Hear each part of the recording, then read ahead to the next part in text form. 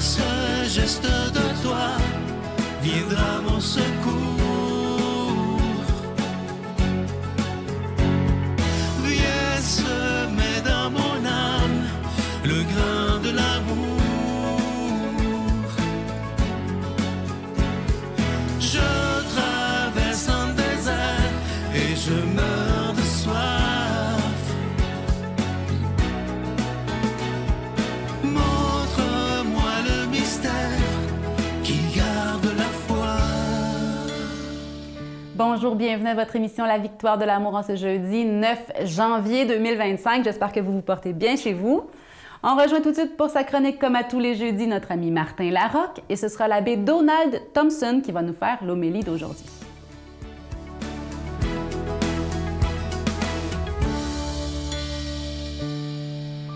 Bonjour les victorieux, les victorieuses et tous ceux qui doutent encore. Bon petit matin pour ceux qui se réveillent. Merci d'être là. Je suis très content. Ceux qui, comme moi, lisent beaucoup de livres sur le développement personnel, la croissance personnelle, je dirais même peut-être beaucoup trop, là, des fois, on peut être vite noyé dans beaucoup de concepts, OK? De toutes sortes de concepts. Parce que dans ma quête d'être la meilleure version de nous-mêmes, je réalise qu'il n'y a évidemment pas un seul chemin. Mais c'est vrai, il n'y a pas un seul chemin. Puis en plus, ce qui est un chemin pour un autre facile, c'est un obstacle pour une autre personne. Puis il faut se dépatouiller là-dedans. Mais il y a aussi le gros bon sens. Et ce matin, j'ai le goût de parler du contrôle. Parce que dans beaucoup de lectures, je retrouve souvent cette idée de contrôle, avoir le contrôle sur soi, avoir le contrôle sur sa vie. Puis il y a même des livres, my God, qui te laissent l'impression que tu peux avoir le contrôle sur le monde. Puis tu fais, oui, puis non. OK? On doit avoir le contrôle sur certaines choses dans la vie. Je pense. Nos croyances. Nos croyances. Les médias qu'on consomme, on a le contrôle là-dessus. C'est-à-dire ce qu'on laisse rentrer en nous, ce qu'on permet. Mes réflexions personnelles, j'ai le contrôle là-dessus. Mes pensées, j'ai le contrôle là-dessus. C'est une mauvaise pensée, tu peux lui dire « tu reviendras plus tard. Va prendre un café. Va-t'en. » Ce qui rentre dans mon corps, la nourriture, j'aurais aimé ça savoir ça plus tôt, mais quand même, j'ai le contrôle là-dessus. Les mots que j'utilise sur moi et sur les autres, on a le contrôle là-dessus. Il faut être conscient, dans le fond. C'est juste être sensible à nos émotions, à comment on se sent, être capable de dire non. Wow! Quel art! Quel art! Être capable de dire non. Puis apprendre de ses erreurs. Il ne faut pas devenir un contrôle freak dans la vie, là, je comprends très bien ça. Mais il y a aussi des choses sur lesquelles on n'a pas de contrôle. Et ça, je trouve que ça nous humanise. Vous allez me suivre. Bien sûr qu'on n'a pas de contrôle sur le passé, puis sur le futur. On n'a pas de contrôle là-dessus. On n'a du contrôle que maintenant. On peut commencer à donner une couleur au futur, mais on n'a pas de contrôle là-dessus. Mais surtout, on n'a pas de contrôle sur les autres. Les opinions des autres, les réflexions des autres, les réactions des autres, les sentiments des autres, les attitudes des autres.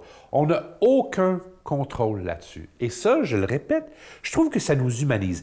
La beauté est que vous allez mieux vous connaître, vous allez mieux savoir qui vous êtes en côtoyant tout ce que vous ne contrôlez pas. Vous allez en apprendre beaucoup plus, à moins que vous soyez un ermite sur une île lointaine dans un océan inconnu, tout nu en dessous d'un palmier. On vit en société. On vit avec les autres. Et les autres sont une belle leçon sur qui on est. Parce que si on les observe, puis si on reçoit ce qu'ils nous donnent, si on est juste un peu ouvert, ben on va en apprendre sur nous autres.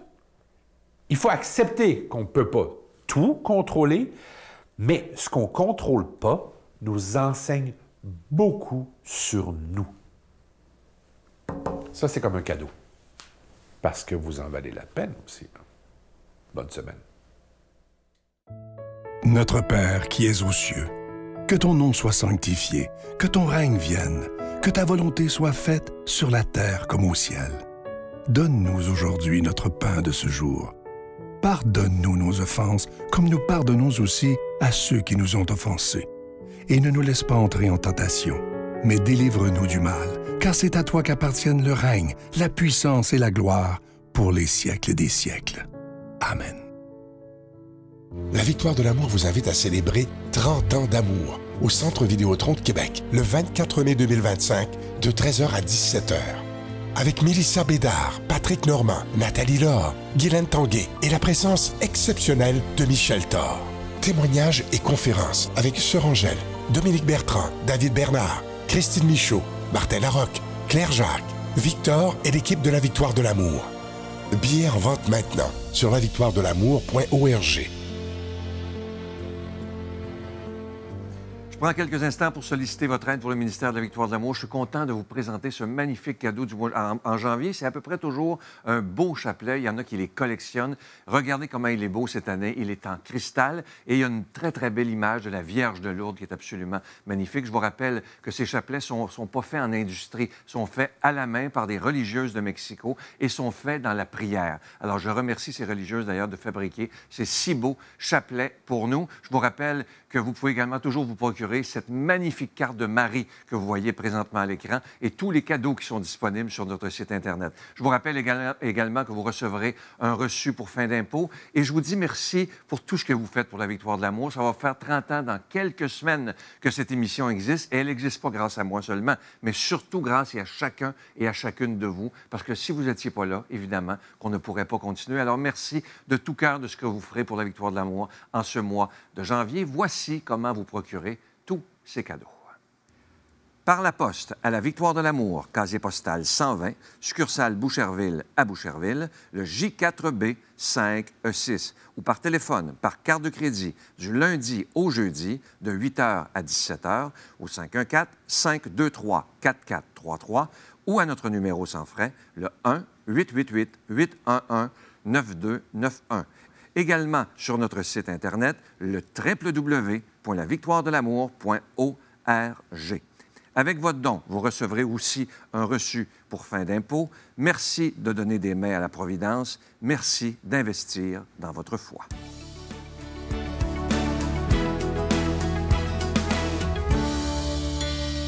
Mon Dieu, donnez-moi la sérénité d'accepter les choses que je ne peux changer, le courage de changer les choses que je peux et la sagesse d'en connaître la différence. Amen.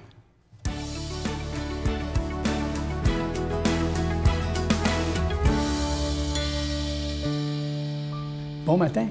2025, vous imaginez les premiers jours de cette année 2025. Je commente un peu l'Évangile d'aujourd'hui dans Saint Luc, chapitre 4, versets 14 à 22. Ah, on est dans la semaine après l'Épiphanie, hein? Et c'est intéressant, hein? J'ai l'impression que Jésus dit aujourd'hui « Bonjour les pauvres, bonjour les pauvres. Hein? » Vivre l'Évangile, comme toute chose, hein, ça s'apprend. Ce n'est pas inné. Hein? Ça ne vient pas du premier coup et c'est jamais acquis une fois pour toutes. Retenons ça. Le besoin de recyclage est continu. Pourquoi? Parce que ça se vit dans l'histoire et que par définition, l'histoire étant toujours nouvelle, rien n'est jamais complètement pareil. Il y a aussi que chaque génération, hein, a l'impression d'être le summum de la condition humaine, hein? Mais ce n'est pas le cas. Chacune des générations a convaincu de dépasser les précédentes, hein, de plusieurs coudées. Hein? Jamais la technique n'a-t-elle été aussi avancée. Mon Dieu, mes prédécesseurs étaient donc arriérés, hein, vont dire certains. Tout va maintenant bien plus vite qu'avant, comme on dit. Hein? Des ados qui tombent en amour sont convaincus que jamais les humains devant eux, hein, surtout pas leurs parents, hein, n'ont su ce que c'était qu'aimer. Eux aussi s'aimeront-ils toujours? Voilà. Avec une mentalité pareille, comment vivre, voir les ressemblances entre l'Évangile d'aujourd'hui et jadis? Hein? Comment se reconnaître à travers les générations dans une histoire en mouvement?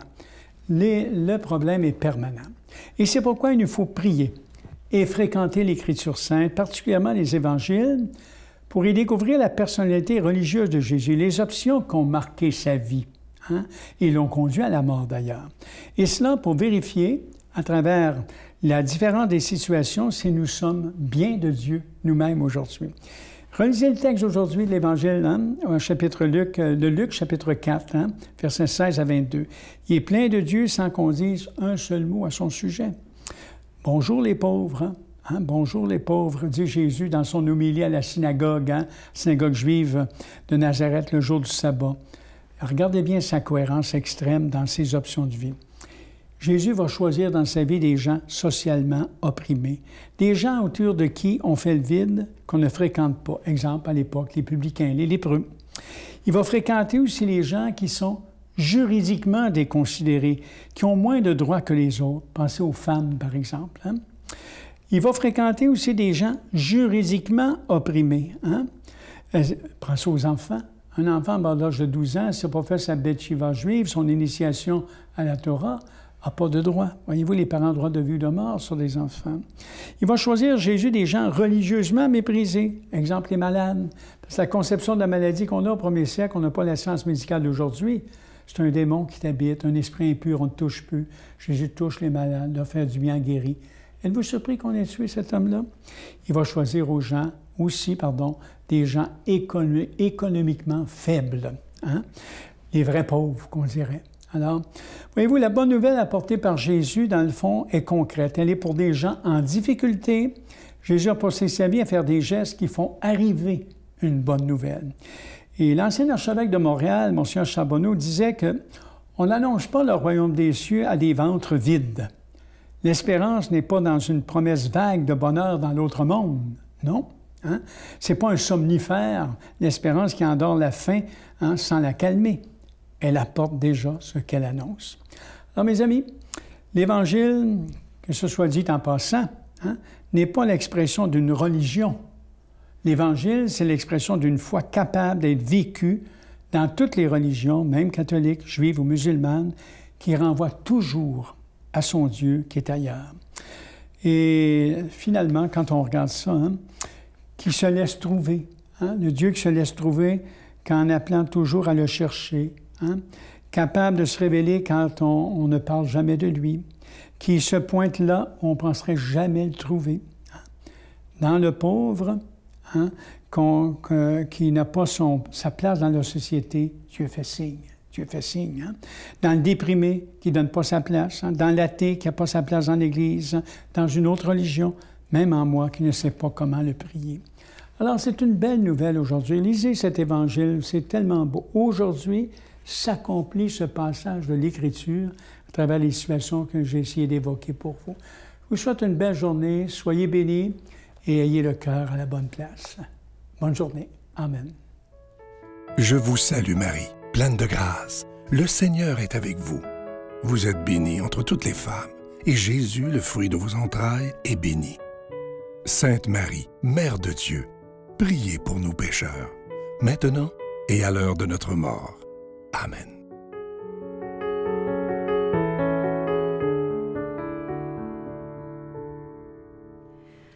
Aujourd'hui, mes chers amis, j'aimerais vous remercier pour tous vos bons mots, les messages que vous nous écrivez. Merci. N'oubliez pas d'inscrire une adresse de retour si vous voulez une réponse, évidemment. J'espère tellement vous rencontrer lors du 30e anniversaire au Centre Vidéotron à Québec. J'espère avoir le bonheur de vous rencontrer, de jaser, de discuter un petit peu avec vous. Ce serait tellement un plaisir. Merci. Merci pour vos prières aussi.